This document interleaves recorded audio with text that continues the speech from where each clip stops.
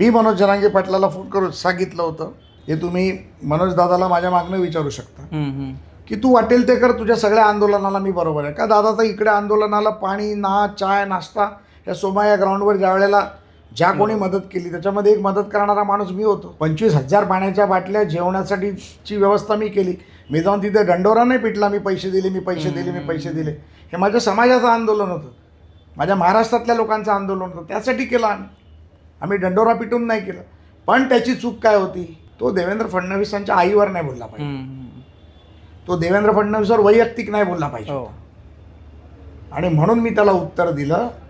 आणि त्यावेळेला माझ्या पक्षातून मला विरोध झाला की तुम्हाला काय जातं, तुम्ही मुंबईत बोलून बोलता. पण मी ठाम होतो, मला पक्षातून काढून टाका. माझ्या नेत्याबद्दल, त्याच्या आईबद्दल जर कोण बोलला, राष्ट्रीय स्वयंसेवक संघाबद्दल कोण बोलला, मी ऐकून घेणार नाही. त्याचे परिणाम काय झाले, सोशल मीडियावरती ट्रोलिंग झालं, अनेक फोन कॉल आले, आई बहिणीवरून शिव्या द्यायला चालू केलं. तो जैसे को तैसा मिला तो क्या मजा आया, त्याचा कॉल सेंटर, मी पण कॉल सेंटर इथे वरती उभं केलं. जो नंबर आला त्याला माझी पण लोक शिव्या देत होती. भाजपात तुम्ही दोनच मला त्यावेळी लोक असे दिसत होते, तुम्ही एक होतात आणि मंत्री नितेश राणे एक होते, जे मनोज जरांगेंना थेट काही बोलायचे, अगदी तोंडावर असेल किंवा मागे असेल. पण तुम्हाला तिकडे मराठवाड्यातले आमदार वगैरे त्यावेळी विरोध करत असतील, सल्ला देत असतील.